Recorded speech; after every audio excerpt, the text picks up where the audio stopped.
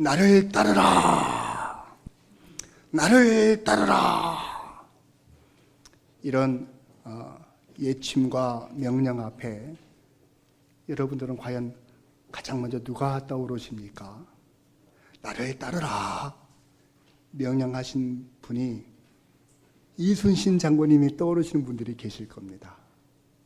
그런 분들은 삶을 너무 전쟁처럼 치열하게 살고 계시지는 않는가 한번 좀 생각을 좀 해보실 필요가 있겠습니다. 삶이 곧 전쟁이야. 인생이 전쟁 같아. 그런데 나를 따르라 하신 이 명령 앞에 혹시 해외여행 갔을 때 만나는 여행 가이드가 떠오르시는 분들도 계실 수 있습니다.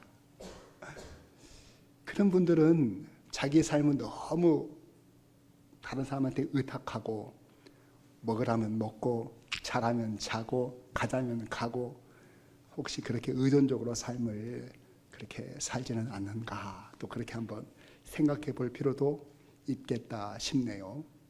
그런데 나를 따르라 이 명령을 주님의 음성으로 들으신 분들도 혹시 계십니까?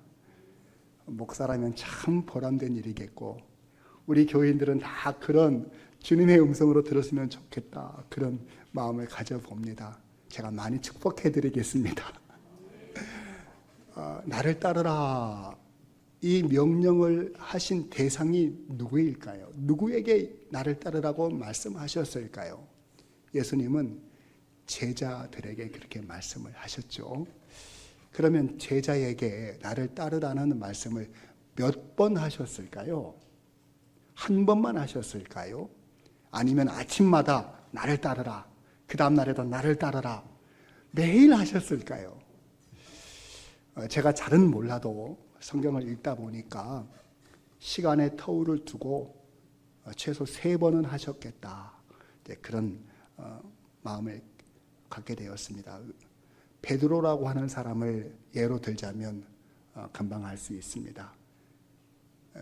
마가복음 4장 19절 말씀에 보시면 나를 따르라 내가 너희를 사람을 낚는 어부가 되게 하겠다 이렇게 말씀을 하셨을 때 그때는 예수님께서 이제 막 공생의 삶을 시작하시고 40일 동안 광야에서 금식 기도를 마치신 다음에 갈릴리 해변가에 있는 가버나움이라고 하는 동네에다가 거처를 정하시고 그 지역에서 어부하는 그물질하는 베드로와 야고보와 요한과 같은 사람들을 제자 삼으시고자 하실 때 나를 따르라 이렇게 처음 명령하셨습니다. 그리고 3번째는 요한복음 21장 19절 말씀을 보시면 이때도 나를 따르라 이렇게 말씀을 하셨는데 이때는 또 언제이고 어디서 그렇게 말씀하셨느냐? 예수님께서 십자가에서 죽으시고 사흘 후에 부활하신 다음 나와보니 제자들이 뿔뿔이 흩어지고 다 없지 않습니까?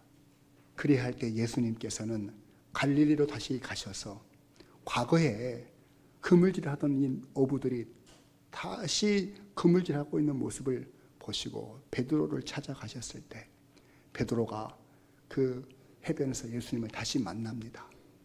예수님이 묻습니다. 베드로야 네가 나를 사랑하느냐 3번씩이나 물으셨어. 그때 주여 내가 주님을 사랑하시는 줄 주님이 아십니다. 그렇게도 대답을 3번씩 합니다.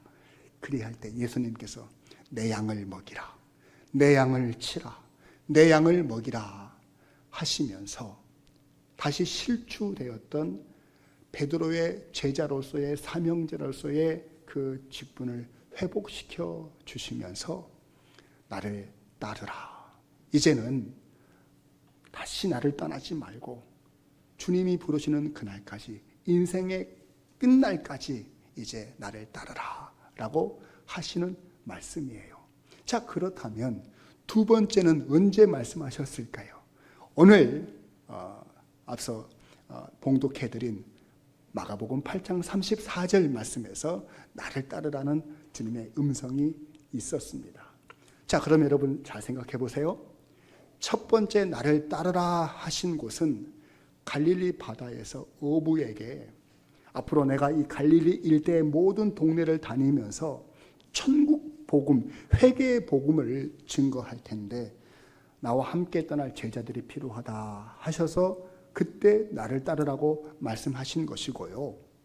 세 번째 부르셨을 때에 그 나를 따르라 하셨던 말씀은 이제 예루살렘에서 완성되어진 십자가와 부활의 이 복음을 온 유대와 사마리아와 땅끝까지 이르러 증거해야 될 복음 증거의 일꾼이 필요하셔서 나를 따르라 이렇게 말씀하신 것인데, 그러면 오늘 이 본문에 나와 있는 나를 따르라는 말씀은 어떤 의미가 있겠느냐?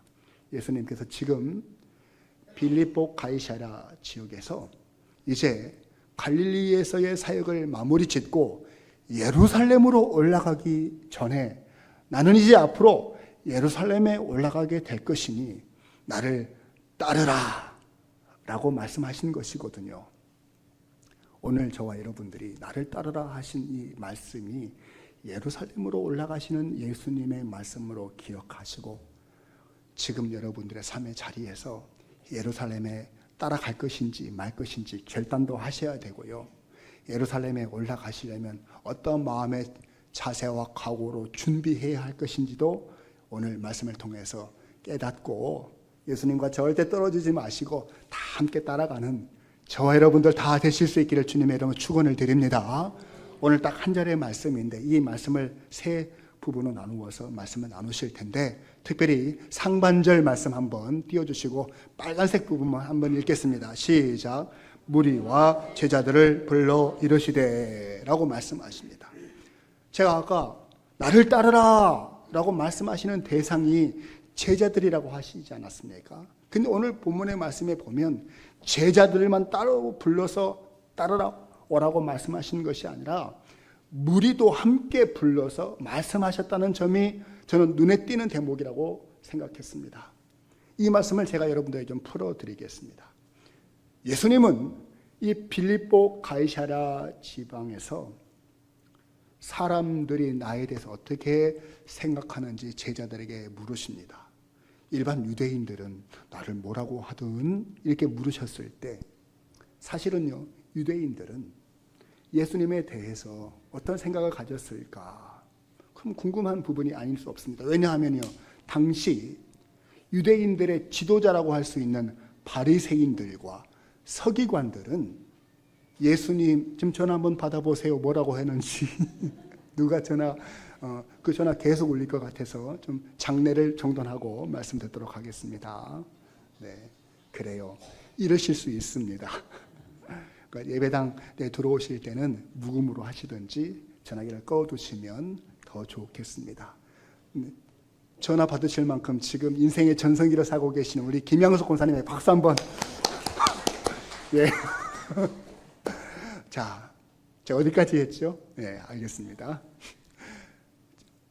사람들에게 이 바리새인들과 서기관들과 장로들은 예수님이 바알세불, 즉 마귀의 우두머리가 짚혀서 가는 곳마다 능력을 행하고 있다고 이렇게 가르치면서 당장 예수를 잡아서 죽여야 된다. 마귀가 활동하고 있다. 그렇게 막 주입을 했거든요.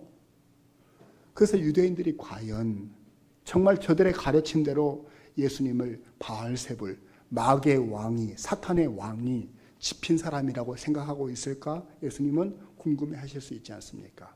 왜냐하면 예수님은 가는 곳마다 병든 사람을 고쳐주시고 천국 복음을 증거해 주시고 귀신들을 몰아내 주셨는데 과연 예수님은 사람들이 나를 어떻게 생각할까? 궁금하지 않으셨겠어요? 그리했을 때 제자들의 의견을 모아가지고 얘기하기를 사람들이 예수님을 세례 요한이라고 해요. 그 이유는 정치적인 저들만의 욕구를 채워주실 정치 지도자가 되기를 원하고 계시거든요. 어떤 사람은 예수님을 엘리야라고도 해요.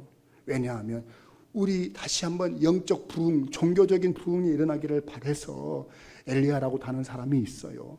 아니 어떤 사람은 선지자 중에 한 사람 에레미야라고도 하는데요. 우리의 결핍과 경제적인 문제, 먹고 사는 문제 해결해 주시는 그런 분이 되기를 바라서 사람들마다 그렇게 다 생각이 달라요. 이런 얘기를 하는 겁니다. 예수님이 하나님의 아들이신데 사람들은 다 자기의 바라는 대로 예수님을 생각하는 거죠. 그때 예수님께서 제자들에게 묻습니다. 너희는 나를 누구라고 하느냐? 라고 했을 때 제자 중 대표인 베드로가 주는 그리스도이십니다. 라고 대답을 합니다. 이 말은 예수님이야말로 왕 중의 왕이시고 진정한 대제사장이시고 참 선지자이심을 우리는 믿습니다. 라고 하는 고백이라고 제가 여러분들에게 소개해드린 바가 있습니다. 그럴 때 예수님이 그 말씀을 듣고 얼마나 기쁘시고 얼마나 좋으셨는지 큰 칭찬을 하십니다. 왜냐하면요, 예수님을 그리스도라고 말하는 것은 지금 이 베드로가 어릴 적부터 부모에게 듣거나 또 랍비와 선생님들에게 배워서 하는 말이 아니기 때문이에요. 이 고백이 혈육에서 나지 아니하고 하늘 아버지께서 너에게 믿음을 주사 믿음으로 고백했기 때문에 주님이 기뻐하시고 칭찬해 주시는 것입니다. 그래서 그 칭찬의 내용이 마태복음 16장 18절 이하의 말씀에 나오는데, 본래 시몬이라고 하는 이름을 가진 이 사람에게 베드로라는 이름을 지어주시면서 너의 이름이 이제 앞으로는 반석이다. 너의 이름 위에다가 나의 교회를 세울 것이며 너를 어떠한 음부의 권세도 이기지 못하게 될 것이고 너에게 내가 천국의 열쇠를 맡겨주겠으며 네가 땅에서 매면 하늘에서도 매이고 땅에서 풀면 하늘에서도 풀리는 놀라운 권세와 능력을 겸비한 사람이 될 것이다. 여러분, 이런 칭찬 얼마나 대단한 칭찬이고 권세입니까? 근데 중요한 것은 베드로에게만 이렇게 하나님께서, 예수님께서 칭찬하시는 게 아니라 믿음을 가진 모든 자에게 이런 고백을 주는 줄로 믿으실 수 있기를 바랍니다. 믿음을 갖는다는 것이 이렇게 놀라운 축복인 거예요. 자, 그리할 때 예수님이 이 고백을 했던 베드로와 그 주변에 있는 제자들에게 비로소 드디어 이제야 드러내놓고 가르치시는 말씀이 있으니 마가복음 8장 31절 말씀에 보면 인자가 앞으로 많은 고난을 받게 될 것이다. 장로들과 대제사장들과 서기관들에 의해서 버림받을 받게 될 것이다. 그리고 죽임을 당하게 될 것이고 사흘에 다시 살아나게 될 것을 그제야 비로소 말씀을 하셔요. 근데 문제는요, 믿는다고 고백을 했음에도 불구하고 아직 베드로는 이 엄청난 이 말씀을 비로소 가르쳐 주시는 그 말씀을 들을 만한 그릇이나 준비된 상황이 아니었던 것이 문제입니다. 그래서 깜짝 놀랍니다. 왜 깜짝 놀랐을까요? 베드로는 본래 2년 전에 예수님이 나를 따라오너라, 내가 너로 사람을 낚는 어부가 되게 해줄게, 이렇게 말씀하셨을 때 내가 사람을 낚는 어부가 된다고? 지금까지 비린내 나는 고기를 잡고 살던 내가 어부인데 나를 출세시켜 주신다는 얘기인가? 내게 영광을 허락하신다는 얘기인가? 그렇지, 저분 따라다니면 내가 성공하겠구나, 내 길이 펴겠구나, 이 생각하고 지금까지 따라왔단 말이에요. 그런데 비로소 말씀하신 것이 자기의 생각과 어긋나는 말씀을 하시니까 베드로는 갑자기 흥분하기 시작하더니 큰 소리를 내서 주여 그리하지 마시옵소서, 그런 일을 예수님은 당하실 수가 없습니다. 예수님의 옷자락을 붙잡고서는 아주 그냥 크게 예수님을 혼내키기 시작합니다. 성경에 보니까 예수님을 향해서 경고했다 이렇게 말하고, 그러면 안 돼요, 내가 경고합니다, 이렇게 얘기하는 겁니다. 아이고, 여러분, 우리 믿는 사람이라고 할지라도요, 정말 넘어질까 조심해야 될 이유가 여기에 있는 겁니다. 믿는다면서 내 판단이 다 옳은 게 아니고 믿는 사람이라면서 예수님을 따르는 사람이라면서 예수 제자라면서 직분을 가진 사람이라면서 내 이익과 반하고 내가 생각하는 것과 길이 다르면 오히려 예수님을 틀어막고 붙잡고 방해하고 길을 막는 경우도 있을 수 있겠다. 예수님이 그렇게 반항하고 붙잡는 베드로를 향해서 크게 혼내키십니다. 사탄아, 내 뒤로 물러가라. 아니, 베드로가 사탄이라는 뜻입니까? 그거는 아니고요. 베드로를 이용하고자 하는, 베드로 뒤에서 지금 음흉한 계략을 꾸미고 있는 마귀를 예수님이 보셨기 때문이죠. 지금 예수님이 어디를 가시려고 하시는 거라고요? 예루살렘으로 올라가시는 거예요. 예루살렘으로 올라가는 것을 마귀는 처음부터 붙잡고 싶었고 못 가게 하기 위해서 지금까지 엄청난 일들을 해왔는데 이제 가시겠다고 비로소 드러내놓고 말씀하시니까 마귀는 제자도 막 상관없이 붙잡고 네가 지금 예수님 못 가게 막아라. 제자 뒤에서도 역사하는 마귀. 우리가 선줄로 생각하면 넘어질까 조심해야 될 줄로 믿으실 수 있기를 바랍니다. 여러분, 이 말씀을 여러분들에게 드리는 이유는 무엇이냐? 베드로가 지난 2년 동안 예수님을 따라다녔지만 그러나 믿음이 성장하지 못했고 수시로 예수님에게 이 믿음이 없는 자야 꾸중을 들으신 이유는 예수님을 따라다니는 목적과 예수님이 그를 부르신 목적이 맞지 않았기 때문이었던 거예요. 그러니까요, 내가 유익하다 싶으면 예수님을 쫄랑쫄랑 열심히 쫓아다니지만은요, 이건 좀 아닌데 싶으면 갈 때마다 발목 걸고 있는 것이 베드로였고 제자들이었다는 사실이죠. 근데 오늘 이 본문에서 예수님께서 왜 그러면 제자들과 이 무리를 함께 불러서 이 말씀을 하셨느냐, 이 얘기를 이제 시작하다가 드린 말씀인데 잘 들어보세요. 무리는 대놓고 예수님이 십자가 지는 것을 방해했던 사람들이에요. 저들은 억지로라도 예수님을 임금님을 삼고 자기들 먹을 거, 자기들 성공하는 거, 자기들 편하게 사는 거를 바랬던 사람들이에요. 그냥 대놓고 그렇게 요구했던 사람들이에요. 그런데 제자들이라고 크게 다릅니까? 대놓고는 안 했지만 속으로는 다 자기 생각들 뿐이었던 거예요. 자기 성공만 바랬던 거예요. 그 길이 나하고 관계되었을 때 내 생각을 만족시키는 일이 아니면 불편했던 거예요. 그러니까 제자들이나 무리나 드러내놓고 하느냐 드러내지 않고 속으로 하느냐만 다를 뿐이지 내용은 같았던 거예요.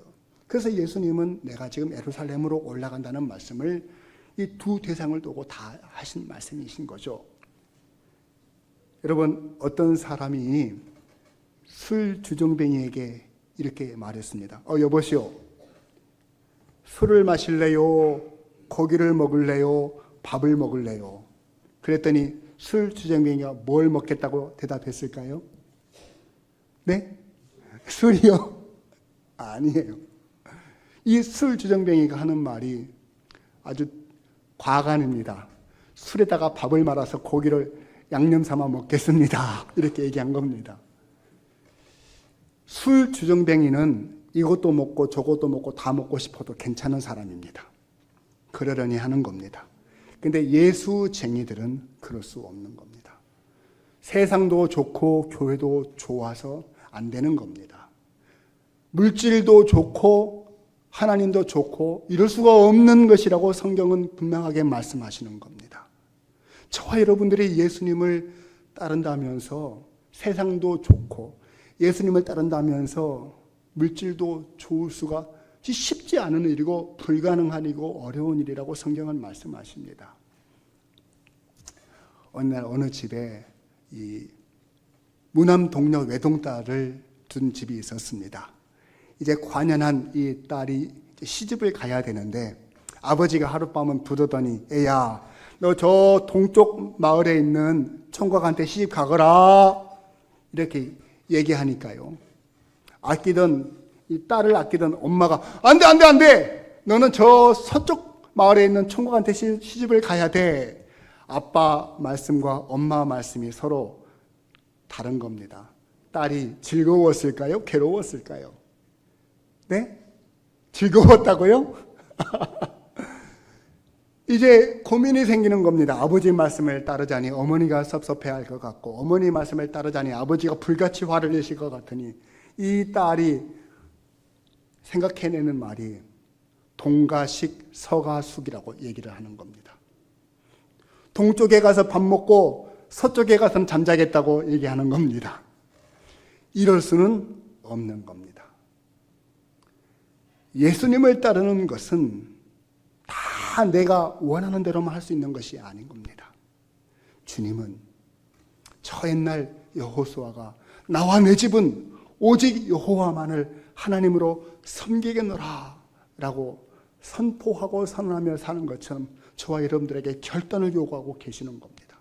저 옛날 다니엘이 임금님의 도장이 조서에 찍힌 줄 알고서도 예루살렘을 향하여 열린 창문을 활짝 열어놓고 하루에 3번씩 하나님 앞에 기도하고 하나님 앞에 감사했다라고 성경은 말씀하고 계십니다. 자기를 죽이려고 달려드는 사람들이 음흉한 꾀를 짜가지고 지금 도장 찍고 달려드는데 나는 그럼에도 불구하고 하나님만을 섬기고 하나님만을 사랑할 거야. 저와 여러분들에게 예수님을 따르려면 그런 결단이 있어야 될 줄로 확실히 믿으실 수 있기를 바랍니다. 이래도 좋고 저래도 좋고가 아니고 오직 우리 예수님만 나는 따라갈래요. 이 믿음 가지고 따라가는 저와 여러분들 다 되실 수 있기를 주님의 이름으로 축원을 드립니다. 우리 계속해서 이 본문의 중간에 있는 말씀 우리 한번 같이 읽겠습니다. 시작. 누구든지 나를 따라오려거든 자기를 부인하고 라고 말씀하십니다. 누구든지 나를 따라오려거든. 예수님은 누구든지 따르실 수 있는 분이십니다. 이 말씀은 무슨 말씀이냐? 예수님께서 제자들을 부르실 때 높은 기준과 어떤 조건을 제시하시고 거기에 합당한 사람들을 고르신 것이 아니라는 얘기입니다. 그러니 누구든지 예수님은 따를 수 있습니다. 예수님은 사람의 외모를 보시는 분이 아니에요. 너는 유대인이로구나, 너 생긴 것이 보니까 헬라인이로구나 이렇게 따지지 않으십니다. 남자이든 여자이든 연세가 있으시든 어린 아이이건 예수님을 따르는 것은 누구든지입니다. 믿으실 수 있기를 바랍니다. 누구든지 예수님을 다 따를 수 있습니다. 그런데 중요한 것은요, 따르기로 결심한 후에는, 따르기로 결심하고 나선 후에는 조건이 2가지가 있습니다. 그 첫 번째 조건이 무엇이냐면 자기를 부인하라는 것입니다. 나를 부인하지 않고서는 따를 수가 없다는 말씀이기도 하신 겁니다. 자기를 부인한다는 말씀이 굉장히 어려운 말씀이에요. 무슨 느낌인지는 알겠는데 정확하게 나한테 적용하기가 쉽지 않은데요. 이 말씀을 제가 풀어드릴 때 한번 들어보시기 바랍니다. 자기 부정 해보신 분 한번 손 들어보실래요? 한번 손 내려보세요. 자기 부정을 아직 나는 못했다. 이게 어려운 질문이라서 대답을 못하실 수 있다고 생각하는데 한번 들어보십시오. 예수님은 가는 곳마다 사람들이 막 몰려들었습니다. 모여든 사람을 딱 2개로 구분하면 제자이거나 무리이거나 그런 겁니다. 그래서 예수님께서 이 모여든 사람들을 떠나 다른 장소로 이동해 가시면 따라오는 사람은 누구예요? 제자이고 무리들은 낙오하고 따라오지 않습니다. 그럼 이동한 그곳에도 사람들이 또 모여듭니다. 그럼 거기도 사람을 딱 둘로 나누면 무리와 제자로 또 구분이 가능합니다. 그러면 여러분, 가는 곳마다 사람들이 모여드는 예수님이지만은 왜 어떤 사람은 제자이고 어떤 사람은 무리로 이렇게 나눌 수가 있을까? 그 이유는 자기 부인을 한 사람은 제자들이고 자기 부인이 안 된 사람은 무리에 속하기 때문에 그렇습니다. 잘 들어보세요. 예수님께서 베드로를 처음 만나셨을 때 그곳이 베드로가 삶의 현장 가운데 있었던 바다였습니다. 밤새도록 그물질을 했지만 고기를 한 마리도 잡지 못하고 빈 배로 돌아왔던 베드로를 예수님께서 만나셨습니다. 그 베드로를 향해서 저 깊은 곳에 가서 그물을 던져보시오, 이렇게 얘기를 합니다. 그랬을 때 베드로가 여보시오, 나보다 보니까 젊은 사람 같고 내가 여기서 잔뼈가 굵은 어부인데 당신 어디서 왔어? 나 나사렛 출신이요. 그리고 목수였어. 아니, 나사렛의 목수가 지금 갈릴리 어부한테 저 깊은 곳에 그물을 던지라는 것이 이게 합당한 말이요? 자기 부정이 안 되면 그렇게 반응하는 것이 옳습니다. 그런데 이 베드로가 예수님의 말씀에 순종해서 깊은 곳에 가서 그물을 던졌더니 씨가 싹 말라있던 그 바다에 언제 고기들이 출장 갔다가 다 돌아왔는지 그물을 건져 올리는데 얼마나 많이 잡혔던지 자기 배에 다 실을 수가 없어서 이웃하고 있는 배까지 다 2배의 만선을 해가지고 돌아오는데 예수님이 부두가에 계시는 것을 보고 넙죽 엎드리면서 주여 저를 떠나시옵소서, 저는 죄인입니다 라고 고백을 해요. 내가 여기서 잔뼈가 굵은 사람인데 나는 아무것도 아니구나. 내가 아는 것이 아는 게 아니고 내 경험이 전부가 아니구나. 전능하신 분 앞에서는 나는 아무것도 아니구나. 이거를 깨달아 버린 거예요. 이게 뭐예요? 자기 부정인 거예요. 자기 부정을 하고 따르기 시작했던 사람이 제자인 겁니다. 그런데 반면 예수님이 가는 곳마다 모여드는 사람들이 있었으니 바리새인이나 서기관들입니다. 어떻게 알고 예수님을 따라 붙어요? 근데 저들은 자기 의로 충만한 사람들입니다. 자기는 틀림없는 사람이고 성경을 꿰고 있는 사람이고 하나님을 너무너무 잘 아는 사람이라고 생각해서 자기의 고든 생각과 굳어버린 마음을 가지고 예수님을 판단하고 비평하고 힐난하고 괴롭히기 시작하는 겁니다. 믿으려 하지 않습니다. 알아가려고 하지 않습니다. 어떻게 하든지 자기 기준 앞에서 예수님을 깔아 뭉개려고 했던 사람들이었기 때문에 그들은 제자가 될 수 없었던 것입니다. 여러분, 예수님을 따르려거든 내가 죄인이었던 것을, 나는 아무것도 아닌 것을, 내 힘으로는 이 세상을 살아갈 수 없는 존재인 것을, 나는 억만가지 죄를 가졌던 죄인 중에 괴수인 것을 고백할 때만이 예수님을 따를 수 있다는 사실을 기억하실 수 있기를 바랍니다. 그런 과정을 겪지 않고서는, 즉 회개의 자리에서 일어서지 않고서는 절대 예수님을 따를 수 없다는 사실을 기억하십시오.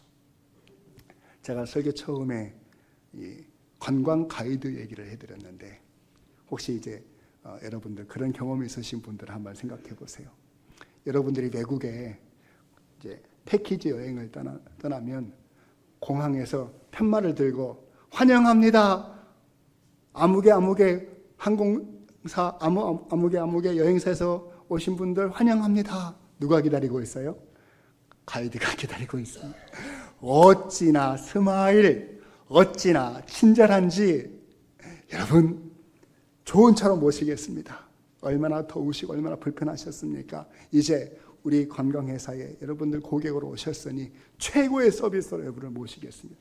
제가 내리라는 곳에서 내리시고, 잡수시라고 하시면 잡수시고, 주무시라고 하시면 주무시고, 아침 몇 시까지 모이라 하시면 모이시면 여러분들 아무 걱정 없이 말이 안 통해도 괜찮고 진리를 몰라도 괜찮아요. 저만 따라다니시면 여러분 행복하게 3박 4일을 잘 지내실 수 있습니다. 저는 여러분들의 가이드입니다. 막 박수 쳐주고 팁도 드리고 여행 스트레스가 하나도 없어. 그런데요, 하루 이틀 사흘 지나고 이제 내일 다시 인천공항으로 돌아간다 싶으면은요, 처음에 그렇게 쪼랑쪼랑 마치 유치원의 어린이들이 선생님을 따라다니듯이 따라다니던 그 여행객들이 슬슬 이탈자가 생기고요, 마지막 날에는 막 멱살 잡고 싸우는 사람도 있어요. 내가 오늘 일 좀 보고 저녁에 공항에서 만나면 될 것 아니냐, 나는 쇼핑하기 싫어, 오늘 하루 종일 여기저기 쇼핑센터 끌고 다닐 텐데 나 그거 싫어, 내가 내 돈 내고 왔으니까 내가 하고 싶은 대로 할 거야 하면서 막 이제 가이드하고 싸웁니다. 그때 가이드가 뭐라 그런지 아십니까?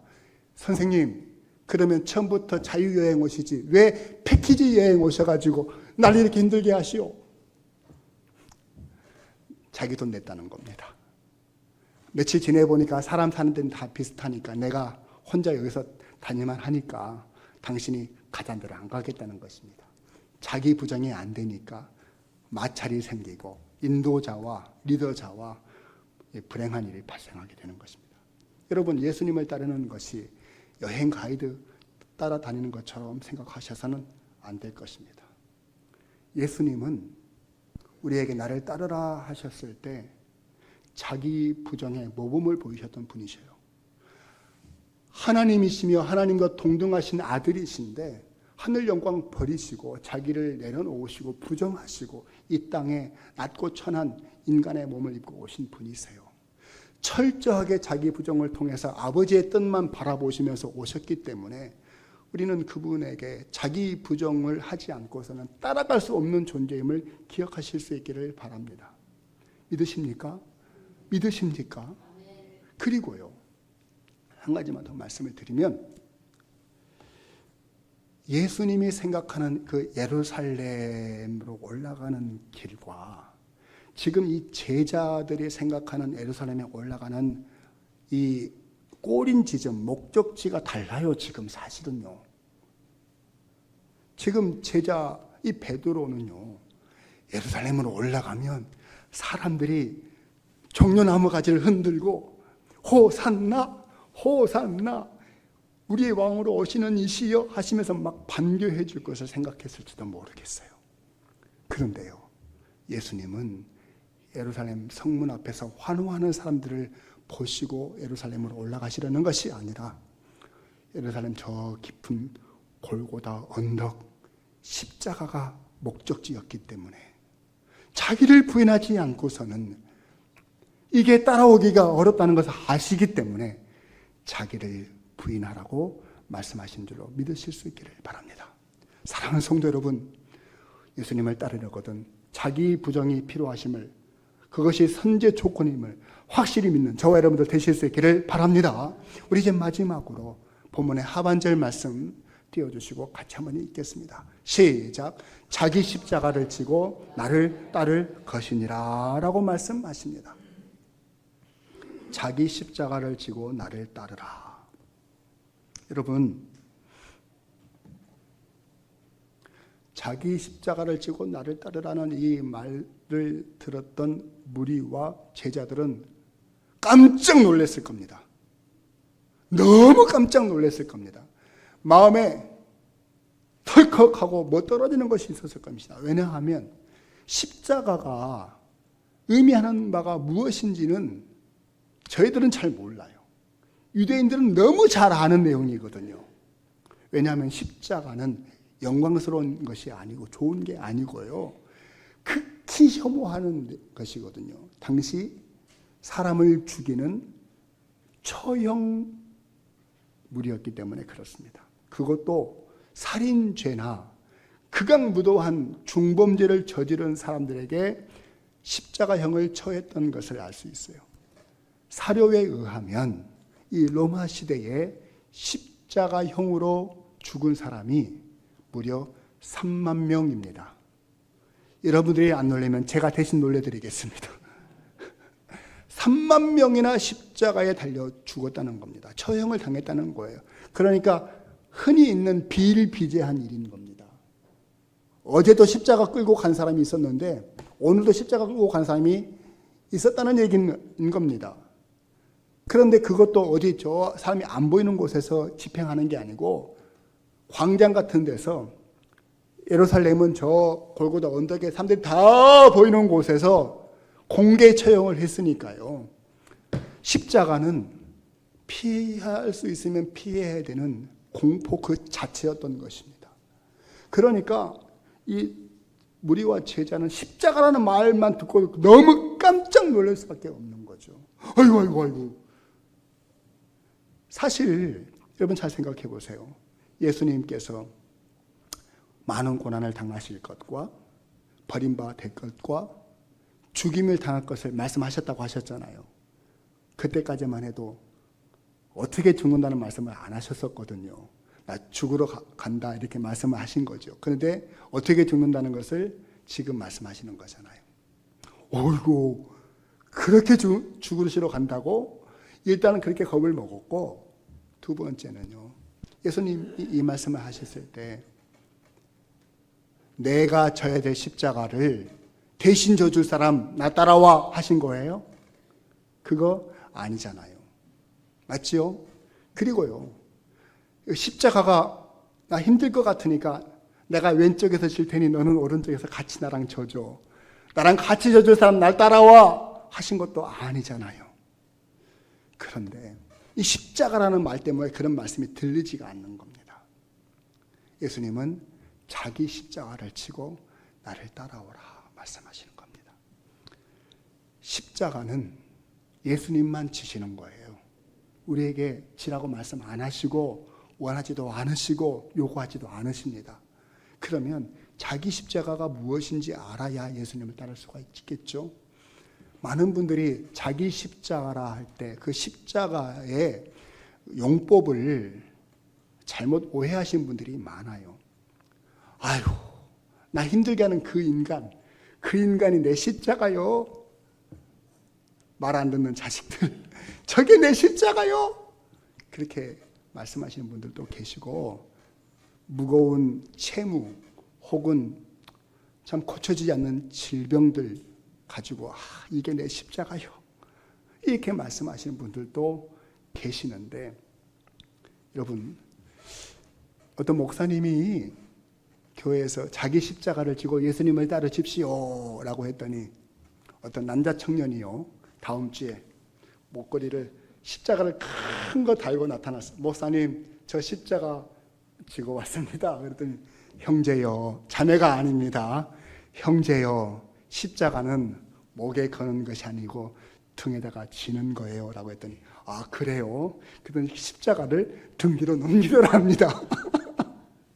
그러면 이게 십자가 지는 거 맞지요? 여러분, 십자가는 그렇게 희화화할 수 있는 것이 아닙니다. 자기 십자가의 개념을 잘 이해하십시오. 자, 그럼 어디서 그 십자가의 개념을 정확하게 알 수 있느냐? 다른 데서 찾을 것이 아니고 예수님에게서 찾는 것이 정답입니다. 예수님의 십자가는 하나님이 이 땅에 보내신 목적이에요. 그래서 예수님은 십자가를 지시기 위해서 잘하셨고, 십자가를 지시기 위해서 잡수셨고, 십자가를 지시기 위해서 배우셨고, 십자가를 지시기 위해서 봉사하셨고, 십자가를 지시기 위해서 지금까지 살아오셨고, 이제 그 십자가를 위해서 예루살렘으로 올라가는 겁니다. 하나님께서 이 땅에 보내신 뜻을 이루기 위해서. 그러면 저와 여러분들이 져야 될 십자가는 물리적으로 이렇게 십자가가 아니고 오늘 우리의 삶 속에 하나님의 뜻을 이루기 위해서 감당하는 모든 것이 십자가가 되는 줄로 믿으실 수 있기를 바랍니다. 그러니까요, 십자가가 사업을 하시는 분들에게는 정직하게 세금을 내는 것이 십자가가 되는 것입니다. 내가 믿음 생활 잘하기 위해서 주일 성수하기 위해서 문을 닫는 고통이 힘드십니까? 주일날 가게문 셔터 내리는 것이 힘드십니까? 이게 십자가인 겁니다. 내가 직장 생활을 하는 중에 다른 직원들과 어울려서 흥청망청 부정한 일에 가담하지 않기 위해서 겪게 되어지는 모든 고통이 그것이 십자가인 것입니다. 우리 학생들도 이렇게 계시는데요. 공부를 내 욕심과 내 성공을 위해서 하는 것, 공부가 힘들다고요. 그래서 그거 십자가 아닌 겁니다. 주님의 영광을 위해서 내가 오늘 피땀 흘려 공부하는 것이 십자가를 감당하고 자기 십자가를 지는 것임을 믿으실 수 있기를 바랍니다. 목사의 직분, 우리 장로님들, 우리 권사님들, 존경하는 안수 집사님들, 우리 청년들, 주어진 사명 감당하는 것이 무거운 십자가입니까? 사람에게 인정받기 위해서 하는 모든 것은 다 십자가가 아닌 거예요. 주님께 잘 보이기 위해 사는 것이 십자가가 되는 줄로 믿으실 수 있기를 바랍니다. 저와 여러분들이 내게 주어진 십자가 지고 가는 일에 주님 앞에 따라가는 그 모습 잘 기억하시고 내게 주신 십자가 지고 따라가는 저와 여러분들 다 되실 수 있기를 주님의 이름으로 축원을 드립니다. 이제 말씀의 결론을 맺겠습니다. 저는 교회에서 허락해 주셔서 지난 한 주간 동안 2025년도 목회를 계획하기 위해서 묵상 주간을 가졌습니다마는 솔직하게 고백드릴 것은 목회 계획을 세울 수가 없었습니다. 왜냐하면 지난 벌써 5년 된 담임 목사의 모습을 살펴보니까 제가 계획해서 되는 일은 아무것도 없다는 것을 깨닫게 해주셨어요. 저는 목회가 체질인 줄 알았더니 저만큼 목회를 못하는 사람도 있을까, 그런 깨달음을 많이 주셨어요. 이런 목사님 저런 목사님 만나면서 목회의 어떤 방법, 이런 것들, 목회의 어떤 기술, 프로그램들을 한번 우리 교회 적용해 볼까 생각했는데 그런 것이 아닌 것을 깨닫게 해주셨어요. 목회는 제가 하는 게 아니고 그냥 저의 십자가 지고 주님 따르는 것이 목회라고 말씀해 주셨어요. 그래서 저는 여러분들에게 부탁드리고 싶습니다. 저는 저의 십자가 지고 저의 길을 주님 따라 갈 테니 우리 장로님들, 우리 권사님들, 우리 집사님들, 우리 청년들 각자의 십자가 지고 우리 함께 예수님 따라 가십시다. 이것이 우리의 인생인 것입니다. 이것이 우리가 가야 될 길인 것을 기억하실 수 있기를 바랍니다. 예수 떠나면 세상이 없는 겁니다. 예수 떠나면 죽는 겁니다. 예수 떠나면 생명이 없는 겁니다. 어찌하든 예수님 붙들고 따라가는 것이 우리의 길이라면 자기를 부인하고 자기 십자가 지고 따르라 하신 예수님 말씀 꼭 붙들고 예루살렘까지 동행하는 저와 여러분들 다 되실 수 있기를 주님의 이름으로 축원을 드립니다. 기도하시겠습니다.